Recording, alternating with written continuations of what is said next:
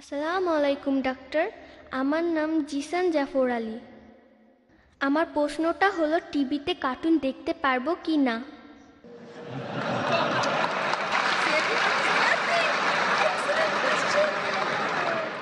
ভাই, তুমি আসলে সত্যি খুব সুন্দর একটা প্রশ্ন করেছো যে আমাদের কার্টুন দেখার অনুমতি আছে কিনা।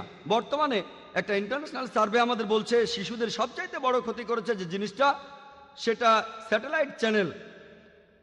আমেরিকাতে একটা শিশু গড়ে প্রতিদিন প্রায় 7 ঘন্টা টিভির সামনে বসে থাকে। স্কুলে সে এর চাইতে কম সময় থাকে। বেশিরভাগ চ্যানেলই তাদের ইসলাম থেকে দূরে নিয়ে যায়, এমনকি কার্টুন চ্যানেলগুলো। বেশিরভাগ চ্যানেলই, আপনারা চ্যানেলগুলোতে অনেক ভায়োলেন্স দেখবেন।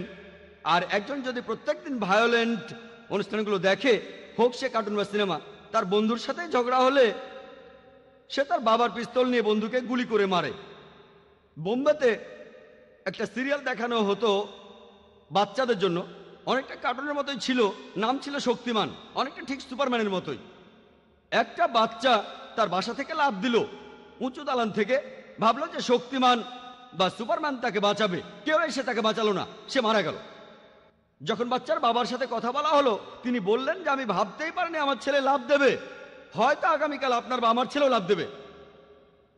তাহলে এই মিডিয়ার প্রভাব এখন এতটাই বেশি, এটা মানুষকে অন্ধ বানায়, আর এতে সবচেয়ে ক্ষতি হয় বাচ্চাদের। সেজন্য আমি বোম্বেতে একটা স্কুল চালু করেছি যার নাম ইসলামিক ইন্টারন্যাশনাল স্কুল। এই স্কুলে ভর্তি হওয়ার একটা শর্ত হলো আপনার বাড়িতে কেবল টিভি থাকতে পারবে না, স্যাটেলাইট টিভি থাকবে না। এটা শয়তান, এটা একটা শয়তান। লোকে আমাকে বলে, তাহলে আমরা পিস টিভি কিভাবে দেখব? 1 নম্বর পয়েন্ট, পিস টিভি দেখার জন্য যদি কয়েকশো শয়তানকে আপনার ঘরে ঢুকতে দিতে হয়, কিছুই দেখা লাগবে না, সেটাই সবচেয়ে ভালো। বড় কোনো ক্ষতির চেয়ে ছোট ক্ষতি ভালো। কিন্তু যদি আপনার একটা স্পেশাল ডিশ থাকে আর একটা ডিকোডার, আপনি শুধু পিস টিভি দেখবেন, অন্য কোনো চ্যানেল না। আমরা চেষ্টা করব যাতে মধ্যপ্রাচ্য আপনারা দেখতে পারেন। একটা ডিশ দিয়ে খরচ হবে মাত্র কয়েকশো রুপি বা কয়েকশো দিরহাম। মাসে মাসে দিতে হবে না। অন্য চ্যানেলগুলো তো যেভাবে দেন, হয়তো মাসে মাসে 200 বা 250 রুপি খরচ করুন, কয়েক হাজার রুপি, আর বিল্ডিং এর সব বাসাতে যেন দেখে।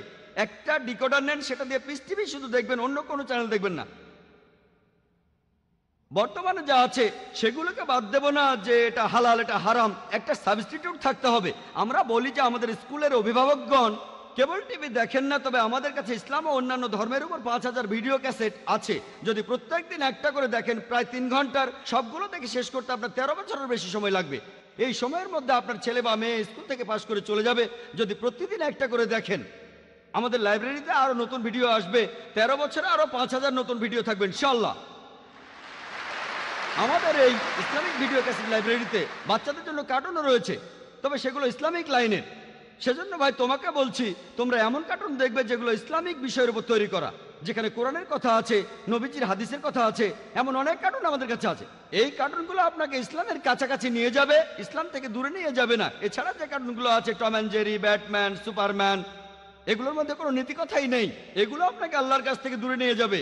এগুলো তো অনেক ভায়োলেন্স থাকে, সেজন্য ইসলামিক কার্টুন দেখবেন, যেমন মুসলিম স্কাউট, এরকম আরো অনেক কার্টুন, যেমন ফতে সুলতান, যেগুলোতে একটা নৈতিক গল্প আছে, আর এগুলো আপনাকে ইসলামের দিকে নিয়ে আসবে। তাই ভাই, তুমি যদি কার্টুন দেখতে চাও, ইসলামিক কার্টুন দেখো, যেটা আল্লাহর পথে তোমাকে নিয়ে আসবে, কিন্তু সেই কার্টুন না যেগুলো আল্লাহর পথ থেকে দূরে নিয়ে যাবে। আশা করি উত্তরটা পেয়েছো।